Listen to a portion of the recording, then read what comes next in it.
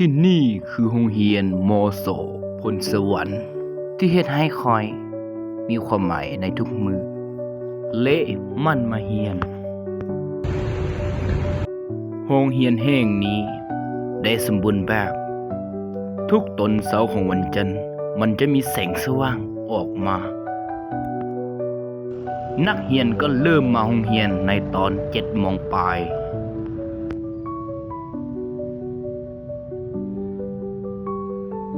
ที่นี่คือเดินบานของโรงเรียนมสพลสวรรค์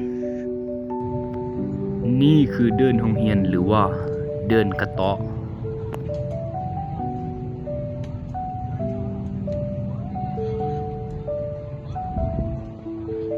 ล้วนเต้ทุกคนจะมีความสุขในเวลาอยู่โรงเรียนโรงเรียนแห่งนี้เป็นโรงเรียนที่ให้ความสุขให้คอยในทุกมือและมีความหมายที่นี่คือห้องสมสร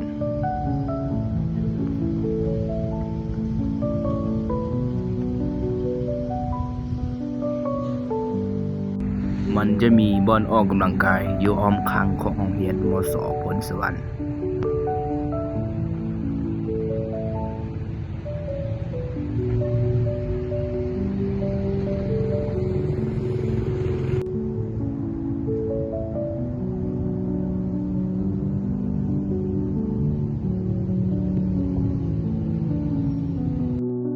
ทุกคนที่มาโรงเรียนต้องมีระเบียบวินัยและต้องเป็นคนที่มั่น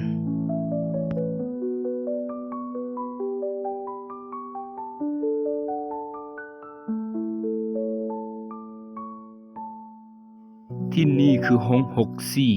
64นักเรียนทุกคนมีหัวยิ้ม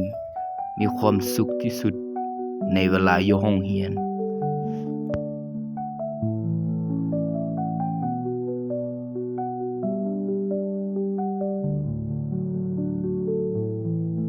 ทุกมื้อต้องได้มาโรงเรียนต้องมีระเบียบวินัยทั้งที่บ่อยากมาเรียนก็ต้องได้มาเรียนนี่คือความจดจำในภาพวิดีโอที่โทรศัพท์ได้ถ่ายไว้แม้จะผ่านมาได้หลายปีแต่ยังจดจำเมื่อใดที่ได้กลับมาเห็นน้ำตาก็ไหลตกมา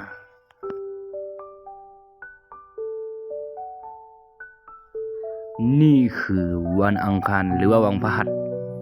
ต้องได้แอบไก่ในทุกครั้งที่พักผ่อนแล้วทุกคนต้องได้ฟังคำเว้าของอาจารย์นี่คือส่วนพักของโรงเรียนมสพลสวรรค์